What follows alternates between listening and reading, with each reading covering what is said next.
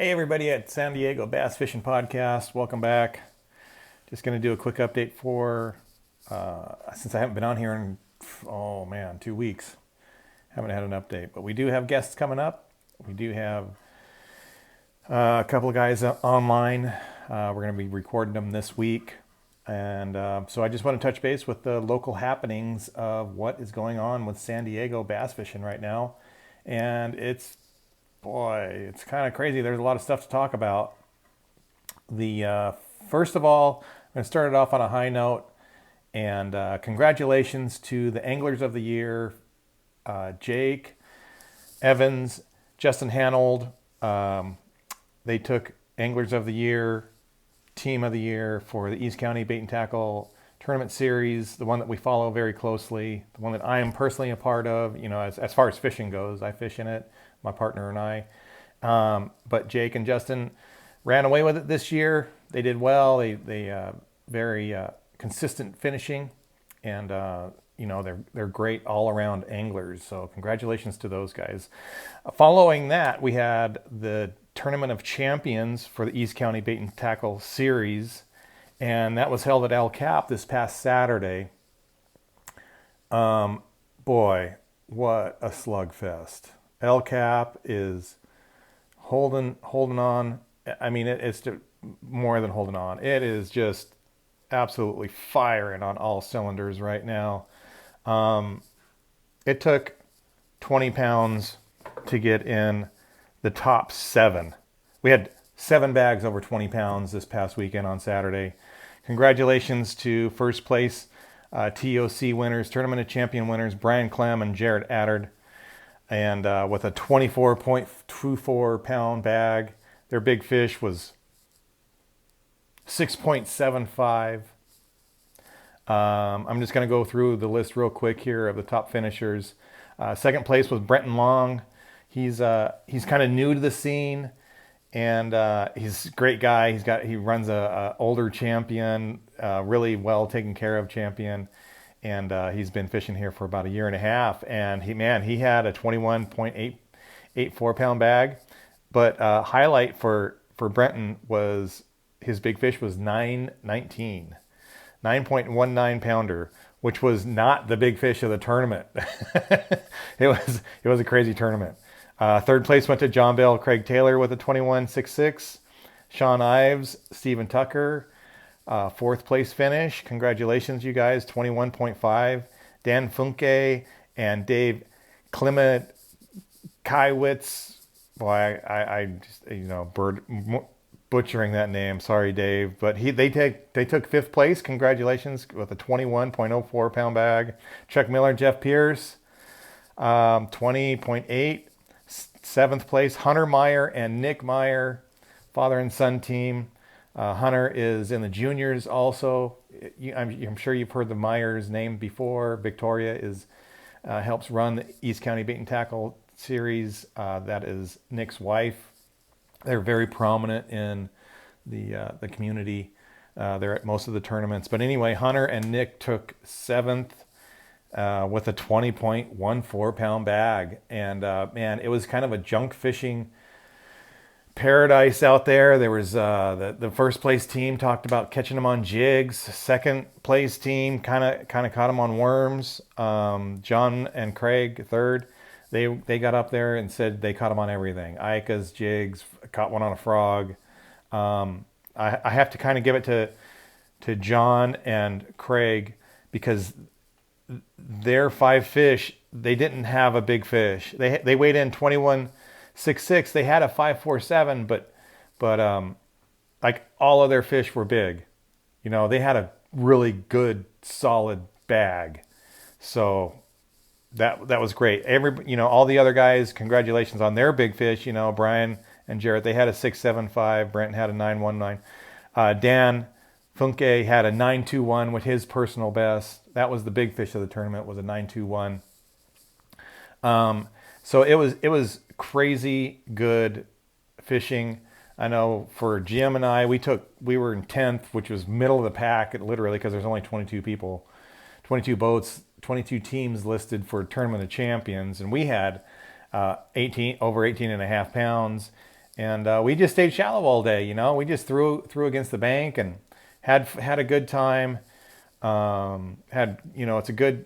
There's a shad spawn going on in the morning at Cap right now, and then there's a worm bite. There's a crankbait bite. There's all these things that you can do. You can do all these things at Cap right now. It just depends on which one is the best for any certain given day.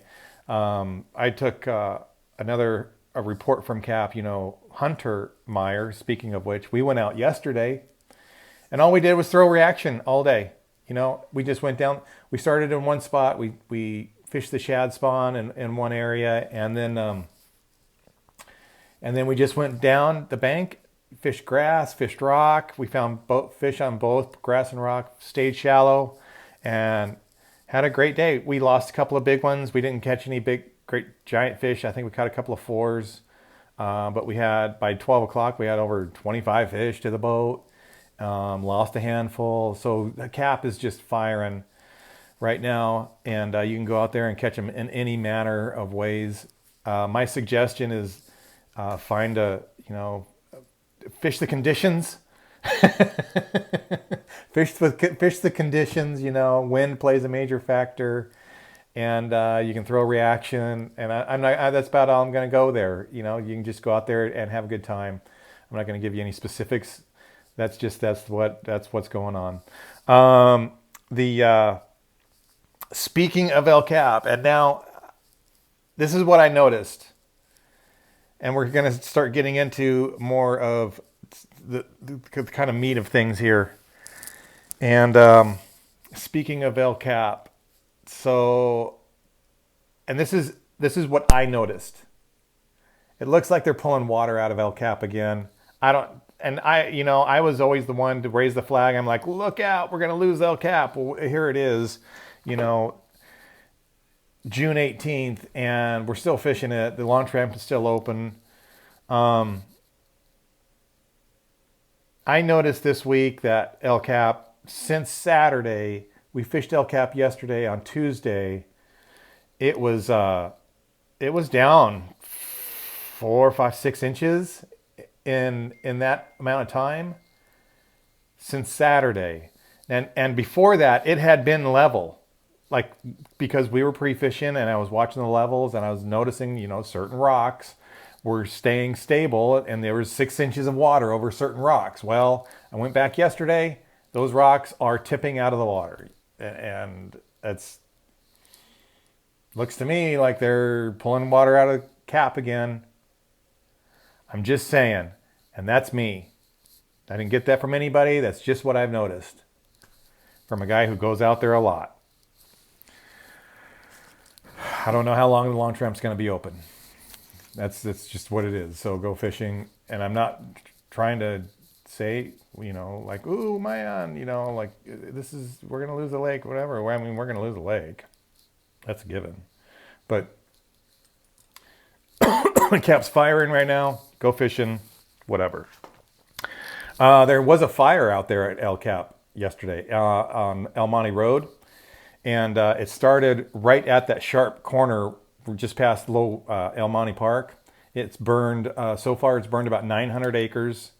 They've got obviously they've got it pretty much contained at this point. I think the last thing said it was about 20% contained. The last update from my Fire app. And what happened is it ran up the hill. It started at Elmani Park and it ran up the El Capitan grade, up to the ridge, and they kind of got it contained up there. But it looks like they're going to call it hopefully to get it under control at about 1,000 acres is what my Fire app is saying. So I think the road is open. I'm not 100% sure on that. You may want to drive down there and check before you tow your boat in on Friday morning. So I'm planning on going fishing on Friday morning.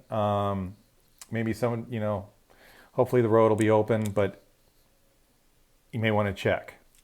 Just make sure that Elmani Road, the road to El Cap, is open, because there was a pretty big fire. I mean, it's 1,000 acres. So, so keep that in mind. And Now the big subject here this week. I know we're 10 minutes into this. Hopefully you're holding on still. And Todd Gloria, the mayor of San Diego, has vetoed our budget recommendations to keep the lakes open. So what's the deal? What's going on here? So right now, the way Todd Gloria sees it, our mayor of San Diego, he has, so we the Friends of Lakes in San Diego came with their solution. They got the council members on board, and they came up and they were like, okay, we're going to keep the lakes open. Initially, in the first budget proposal, the lakes were going to get closed for additional time. They were going to save like $800,000 by doing this.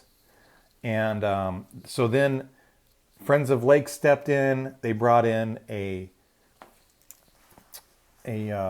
hired a person, Stephanie, who is basically a lobbyist. It's the easiest. She's a consultant. She's a lobbyist, whatever. She went to work for us as a bass fishing community.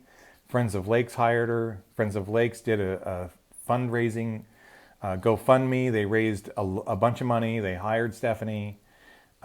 She's been going to bat for us, getting all the city council members on board with keeping the lakes open for us. And everything was going good up until yesterday, Tuesday. Today is Wednesday. Tuesday. So today is Wednesday, June 18th.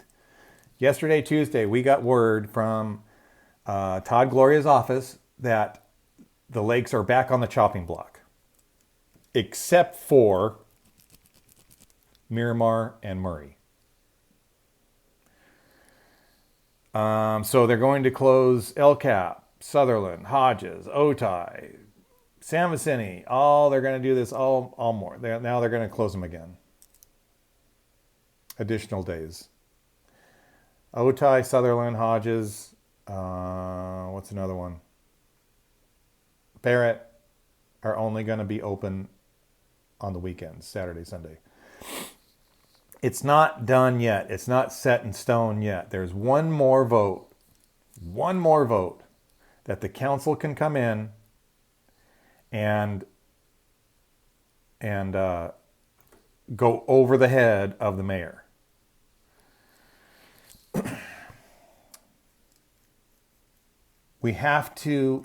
Right now we have to send in emails. Stephanie is working on this. Friends of Lakes are working on this. Rob is going to be on the news. In fact, he might be on the news right now. The news went down and met him at Lower Otay today, and he took him out in their boat. Channel 5, Fox News. They went out in the boat. He's on the news tonight. Things are in motion to get the rest of the council members on board with keeping the lakes open. Not all the council members are on board. Most of them are. Not all of them. I don't know if it has to be a unanimous vote. I don't know what kind of vote it has to be to keep the lakes open. I'm afraid it has to be a unanimous vote because they're going over the head of the mayor. But the lakes are self-sustaining, and the worst thing that could happen to us is what is happening to us right now, is them keeping Miramar and Murray open. Because the only reason that they're able to keep those lakes open is because of our funds that we generate at LCAP and San Vicente and Lower Otay and Sutherland and Hodges and whatever. That goes into the general fund and keeps so how about this? This is an example of how much money and what the funds are being dispersed as. There were 50 trailers. Rob was there today. Rob was there at Lower Otay today. He counted 50 trailers. It was crowded at Otay today. I don't know why, because fishing's not that great, but it is. But whatever, it doesn't matter. That's beside the point. He counted 50 trailers at Otay today. And that goes into the general fund. Now, it's in the whole scheme of things, it's not a lot. 50 times $22, 50 times $30, put 2 people in the boat, launch fees, 50 times $200. It's really, what is it, $1,500? But that's only one day. 50 boats. So $1,500 came out of Otay. How much do you think Lake Murray raised today? What did they have? 2 boats? 2 boats and 3 kayakers. So they got $22 per boat, $30 per boat for that amount. That is how they're going to allow for Murray and Miramar to stay open, because they're still not going to charge them to park. If they keep them open, it's going to be same business as usual, 7 days a week. Come in, park wherever you want. They're not going to charge the walkers. They're not going to charge the people parking. They're only going to charge the guys fishing to launch their boats and to go fishing. Even though everybody else is using the bathrooms, using the facilities at Miramar and Murray. Because we are paying for it at Otay, LCAP, San Vicente. We're paying for that. You need to write your council members. Go to the Facebook page. I'm going to include this in the description today. I'm going to include a letter that you can copy, cut and copy it, put it in your email. And then there's going to be the addresses to send it, to who to send it to. Cut and copy them, put them in who to send it to. The subject lines is very important. Note in the subject line that this is for the lakes. We need to keep the lakes open. City lakes need to stay open. LCAP, Otay, San Vicente, in your subject line. That is the important part. What happens with these emails when they get sent in? Those emails go to those people that you're sending them to, the council members. Each council member has somebody working for them that's receiving the emails. What does that guy do? What does that person do? He looks at the subject line and he puts it in a box. He doesn't sit there and read every one of them. He just looks at the subject line, puts them in a box. Once they get enough of them in a box and they say, okay, we got 500 emails, or we got concerning the lakes. Hey, this is a concern. And then he goes to their council member and says, we got 500 emails concerning the lakes. And they're like, oh, okay. Wow. Well, so they actually care about it. This is something that they actually care about. Then they go and look, maybe start selecting a couple out and reading the emails. You need to send an email today. You need to send the same email with the subject line tomorrow. And you need to send the same email again the next day. You need to do this every day until we get this final vote in. To all of the council members, city council members. Every day and it's like the vote is like next Thursday. It's not this week. It's like this next coming week. So every day in the morning, you get up, you cut and paste the council members' email addresses, subject line concerning the lakes, note LCAP, San Vicente, Otay, stay open in your subject line, and then cut and copy the body of the letter. You need to do this. Everybody needs to do this. Anybody that's in San Diego that goes bass fishing, that wants to keep the lakes open, because if we lose these lakes for any amount of time, if they cut any amount of days on these lakes, we will not get them back. They're not going to come back. We learned this in 2019. They did this in 2019. They took a day.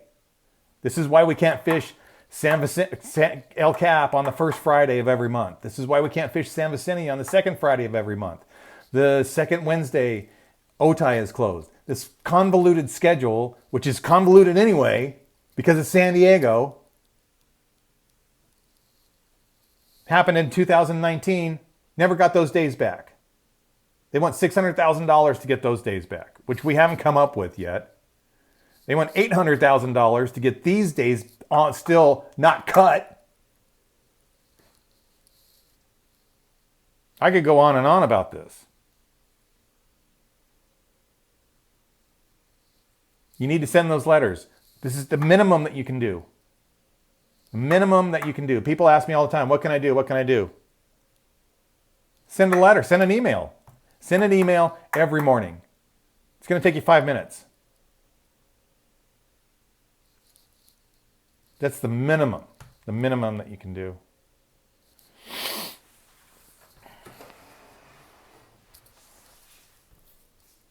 I'm sending mine.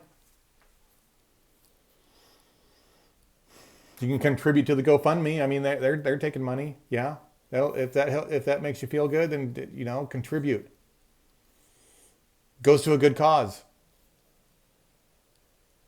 Tom is doing an absolutely outstanding job. He really works hard at this. He puts a lot of time in. Tom Lowry does. Rob McGargle also.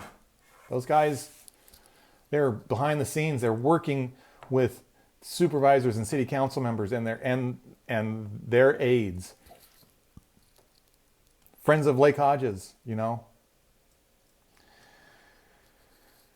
That's a whole nother subject. Oh, Lake Hodges. Oh, yeah. Oh, yeah. We'll get into that. We'll get into that at a later date because that's not pressing. Pressing right now is this budget. Right now is this budget. And it's every year. We know it's every year. This year's even worse than most years. But this is bad. We need to at least send emails in right now to the city council members. Go into the description. It's right there. Cut and paste. Addresses, paste it. Right in the subject line. Cut and paste the body. Daily, until this vote gets made. Every day. Every morning you get up, send a new email. It can be the same email, but send it.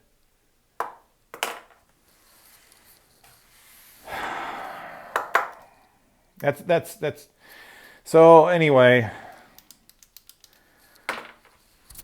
Oh my God, it's so frustrating. It's so frustrating. It's like I'm okay with paying $11 for entry, $11 for my boat. I'm okay with that to launch the boat. I'm fine. I'm okay with the 3 days a week at Lower Otay, 4 days a week, or 5 days a week at San Vicente, 5 days a week at LCAP. I've learned to deal with that. I'm okay with that.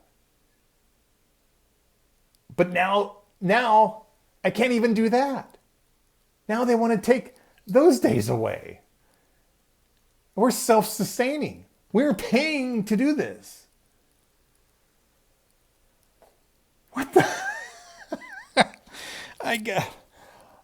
Oh my God, my head hurts.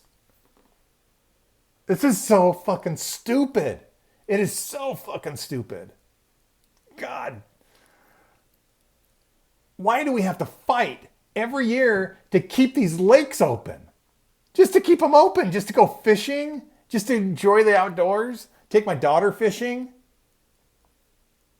Everywhere else in the United States, everywhere else outside of Southern California, the Delta, Colorado River, Arizona, Nevada, Idaho, every place that I've ever visited outside of this right here, open 24/7. 24/7.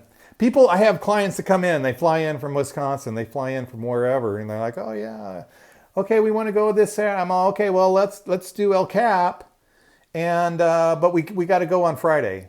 Well, why do we have to go on Friday? I'm all, well, because the lakes are closed Wednesday and Thursday. Oh yeah, and I'll go ahead and take care of those launch fees and parking fees for you. They're like, what are you talking about? I said, well, it costs money. The lakes are only open on certain days, and they open on certain hours. 6 o'clock in the morning, 5 o'clock in the morning. And it costs money to go fishing. They're like, well, didn't you pay for your California fishing license? I'm like, yeah, oh yeah, did that too. but you still have to pay to get in the lake. Yep. But I'll take care of that.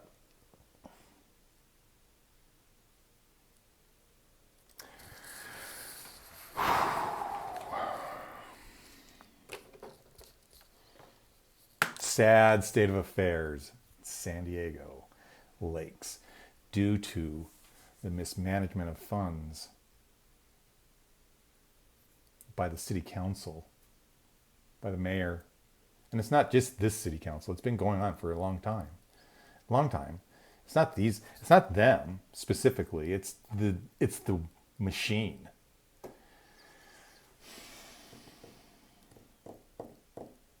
It's the machine. It's terrible, and it's always been this way. We can't get out of this rut. But it does keep getting worse. It keeps getting worse. They keep cutting slices of the pie. They keep taking away from us. When are we gonna? We have to break this cycle. We have to get it taken care of in a different manner. We have to go from the city-run lakes to the county. We have to get the county in here to run the lakes, just like Morena. The county does an awesome job of running Morena. They don't open it very early, but there's a full staff there every day. The park is taken care of. They have a campground there. Oh, man. Anyway, we're going on it. I don't want to keep you guys too much. Fishing's good right now. San Vicenti's good. A lot of smaller fish. Otay is good. I know I kind of bagged on it earlier, but Otay's good. I had, I had some friends go out there today. They said they didn't catch any big ones. Big fish was like 3 pounds, but they caught 15 each. They had 30 fish for the boat. A lot of it was worm fish. They got a few topwater fish in the morning, but a lot of it worm fishing. But Otay's good. Murray's good. Murray's good. I get reports from there. Nobody goes. It's because it's so small, but whatever. Murray's good.